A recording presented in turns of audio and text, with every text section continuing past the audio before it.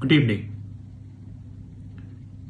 This side Rahul Magan here as a Group Chief Executive Officer, Treasury Consulting, and also a venture capitalist. As we speak, Treasury Consulting is a multinational headquartered group based out Singapore, and more importantly, 100% profitable in nature. Before I start, I'm extremely pleased to share that our OTT platform, Over the Top, now started uploading the videos covering crypto. Yesterday, we shot 2 videos, and probably in a day or so, they would be live on our OTT platform. Like I said, we are committed to challenge Amazon and Netflix in OTT space. It is just a matter of time. आज काफी interesting दिन रहा क्योंकि सुबह सुबह FNO investors ने short position बना ली Nifty और बैंक निफ्टी में, और उनको लगा कि इंडेक्स फॉल होगा, लेकिन 2 बजे तक ऐसा कोई भी नाटक नहीं हुआ, इंडेक्स फॉल नहीं हुआ। जिसने शॉर्ट पोजीशन बनाई थी उन सब ने लॉस बुक किया और चुपचाप बैठ गए। तो आज मैं ट्विटर पे देख रहा था तो मैंने देखा कि एक आदमी ने, जो कि अपने आप को FNO ट्रेडर क्लेम करता है, आई डोंट नो वो कैसे अपने आप को FNO ट्रेडर क्लेम करता है, उसने सिर्फ आज में 1.1 करोड़, बिल्कुल सही सुना, 1.1 करोड़ का लॉस बुक किया। और मेरी समझ से ये बाहर है कि 1.1 करोड़ का लॉस एक दिन में बुक करने की रिक्वायरमेंट क्या है। कुछ लोगों ने स्टॉक मार्केट को बिल्कुल सट्टा बाजार बना दिया है, जैसे लॉटरी चलती है कि हमने रोज ट्रेड करना है, रोज।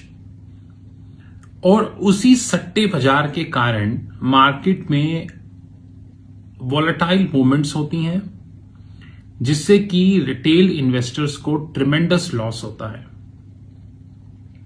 और कुछ लोग तो डेली बेस पे ट्विटर पे आके ये बताते हैं कि आज हमें इतना प्रॉफिट हुआ, आज हमें इतना प्रॉफिट हुआ, आज हमें इतना लॉस हुआ। अरे किसी ने आपसे पूछा है कि आपको कितना प्रॉफिट हुआ? किसी ने आपसे ये पूछा कि आज आपको कितना लॉस हुआ? मैंने कई ऐसे कलाकार देखे हैं ट्विटर पे जो यहां तक बताते हैं कि हमारी कैपिटल कल इतनी थी और आज इतनी हो गई। कि किसी ने आपसे पूछा कि कल आपकी कैपिटल कितनी थी और आज आपकी कैपिटल कितनी हो गई? तो आप क्यों दुनिया को बता रहे हो? कई तो एडवांस टैक्स तक बताते हैं कि हमने 2020-21 या 21-22 में इतना एडवांस टैक्स पे किया। मैं कभी भी सोशल मीडिया पे ये नहीं बताता कि किस स्टॉक्स में मैंने इन्वेस्ट किया। मैं कभी ये नहीं बताता कि मुझे कितना गेन हुआ। गेन तो मुझे भी होता है, लेकिन मैं कभी किसी को नहीं बताता, क्योंकि ये चीजें कोई बताने वाली होती हैं। मतलब एक तरीके से आपने पूरे के पूरे सिस्टम को मजाक बना के रखा है, पूरे के पूरे सिस्टम को। और इस सिस्टम को मजाक बनाने में हमारा भी फुल कंट्रीब्यूशन है। हम अपने कंट्रीब्यूशन को कम नहीं कर सकते, क्योंकि हम उन लोगों को फॉलो करते हैं जो लोग ऐसे जैसे पोस्ट ट्विटर पे डालते हैं। बताओ, हद ही है किसी चीज की। एनीवेज, आज 2 चीजें हुई और दोनों चीजों में भारत की बिकाऊ मीडिया बिल्कुल शांत, बिल्कुल एकदम जैसे वो हमेशा होती है। पहली हुई जोमैटो आज 72 तक पहुंचा, अभी और भी नीचे आएगा। और जोमेटो की जो लिस्टिंग हुई थी वो नियर अबाउट 144 के आसपास हुई थी, यानी कि 50% ऑफ द इन्वेस्टर वेल्थ 50% वो साफ हो गई है जोमेटो में। पेटीएम में ये रेशो 70% से ऊपर जा चुकी है और कार ट्रेड में रेशो नियर अबाउट इसके आसपास है। ये अलग बात है कि भारत की बिकी हुई मीडिया कभी भी इस बारे में डिस्कस नहीं करेगी। मैं आपको ये लिख के देता हूं कि किसी भी मीडिया चैनल में दम नहीं है जो सिर्फ ये बोल दे कि जोमेटो जो कि 144 पे ट्रेड हुआ था आज वो नियर अबाउट 72 पे है, यानी कि 50% ऑफ द इन्वेस्टर वेल्थ साफ हो गई। कभी इस पे कोई मीडिया चैनल कुछ भी नहीं बोलेगा। उल्टा फ्रॉड्स इस लेवल तक बढ़ गए हैं कि आप उनको एस्टिमेट भी नहीं कर सकते, और ये उसका एक और एविडेंस आज जो मैंने इंटरनेट से निकाला। पहले मैं आपको दिखा दूं, ये बिजनेस टुडे की वेबसाइट से आज मैंने प्रिंट निकाला।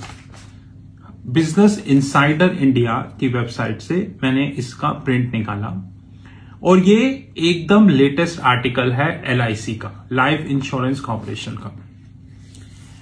मैं कई समय से इस बात पे स्ट्रेस कर रहा हूं और करता रहूंगा कि ग्रे मार्केट नाम की कोई चीज नहीं होती।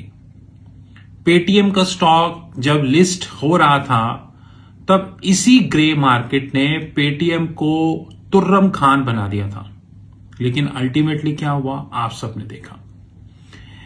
हर स्टॉक की लिस्टिंग से पहले एक नाम हमारे सोशल मीडिया पे सर्कुलेट होता है, ग्रे मार्केट। रिटेल इन्वेस्टर की नॉलेज इतनी ज्यादा है कि वो इस चीज को कभी चैलेंज कर नहीं सकता क्योंकि उसको कुछ आता नहीं, और यह हार्ड फैक्ट है। अब मैं आपको एक आर्टिकल पढ़ के सुनाता हूं जो आज बिजनेस इनसाइडर इंडिया की वेबसाइट पे आया। आपको पता है मैं तो रिसर्च पे बहुत विश्वास करता हूं, अपना मेजर टाइम रिसर्च में इन्वेस्ट करता हूं और ज्यादा से ज्यादा गूगल से डेटा और सोर्स इंफॉर्मेशन निकालने की कोशिश करता हूं। मेरे लिए कोई भी बिजनेस चैनल कुछ भी बोले मुझे कोई फर्क नहीं पड़ता, क्योंकि मुझे ये पता है कि इन सब लोगों को बोलने का पैसा मिलता है और ये पैसा लेके बोलते हैं। क्योंकि जिन टॉपिक्स पे मैं वीडियो बनाता हूं, मैंने तो आज तक किसी बिजनेस चैनल को उन टॉपिक्स पे बोलते हुए नहीं देखा, लेकिन वो टॉपिक्स एग्जिस्ट करते हैं।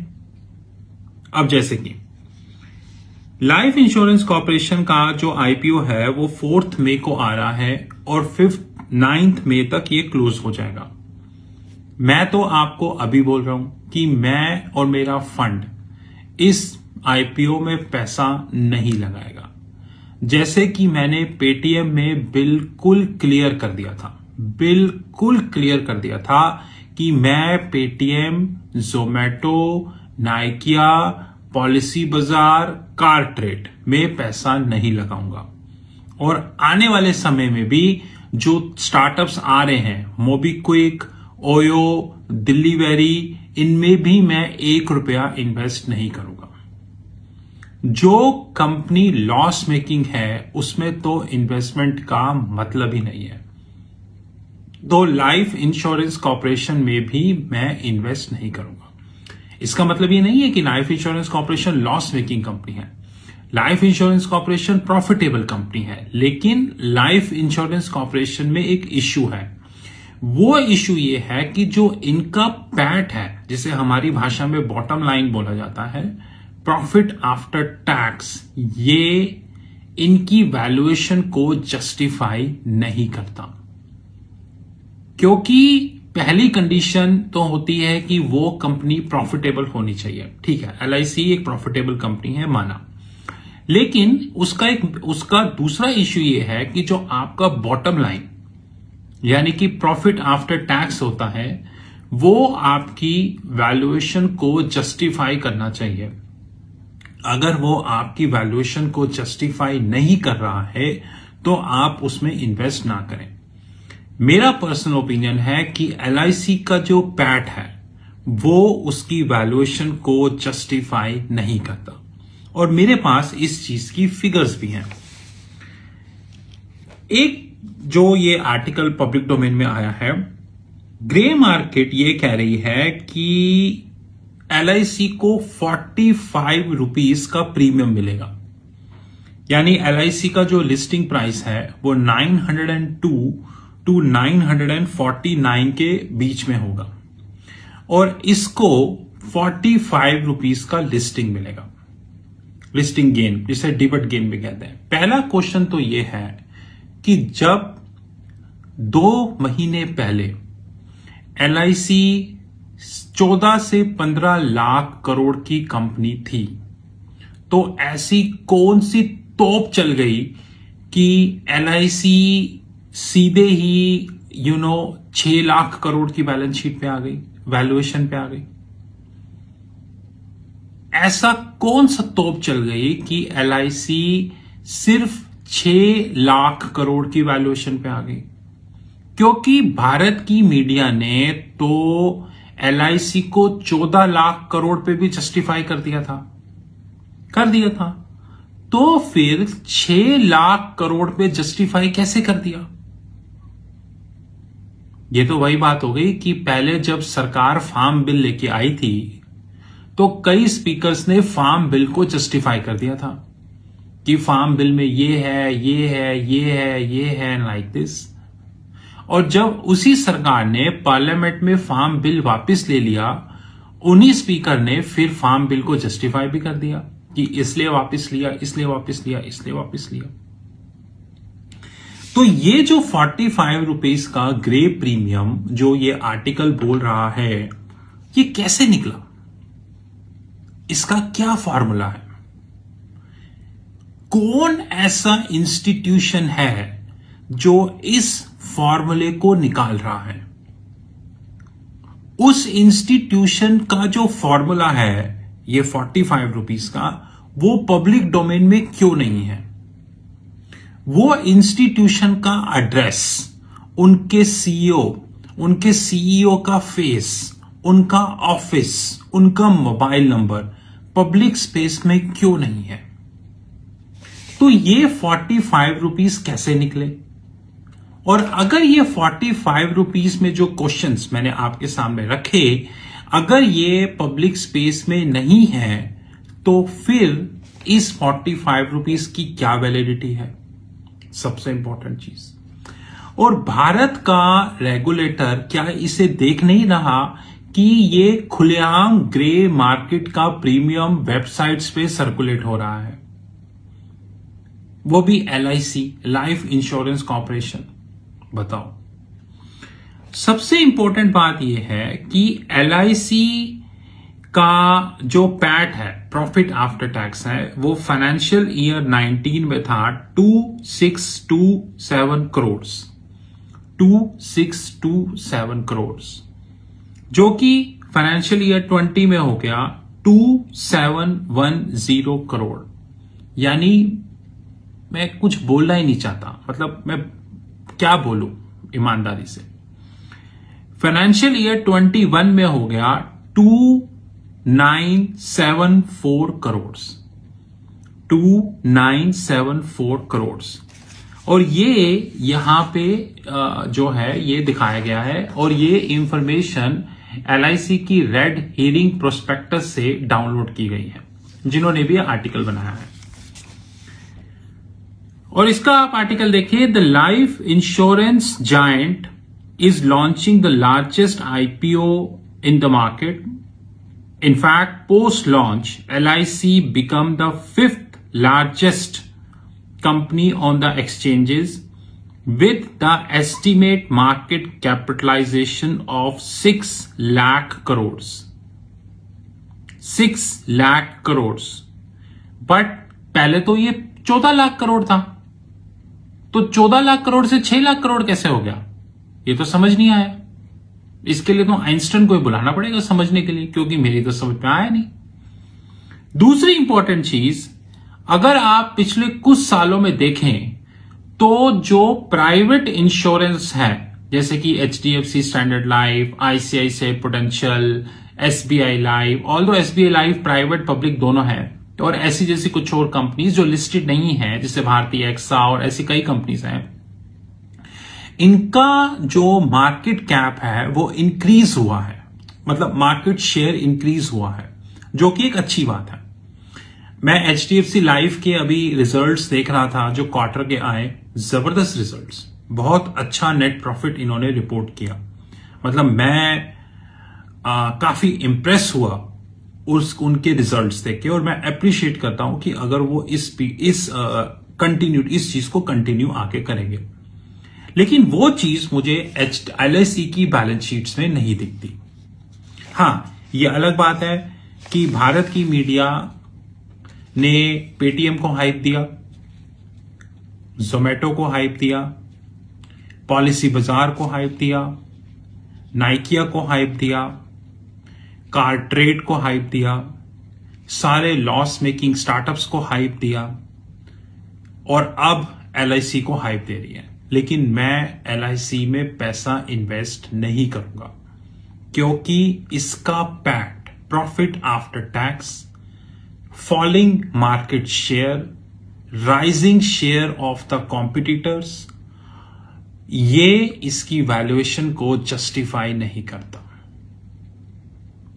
As simple as that. हां, मीडिया के कुछ लोगों को ये वीडियो देख के जबरदस्त प्रॉब्लम होगी, बहुत जबरदस्त प्रॉब्लम होगी कि ये वीडियो कैसे बन गई, बहुत प्रॉब्लम होने वाली है उनको। एनीवेज, दिस साइड राहुल मगन here is Group Chief Executive Officer Treasury Consulting, and my personal number 9899242978।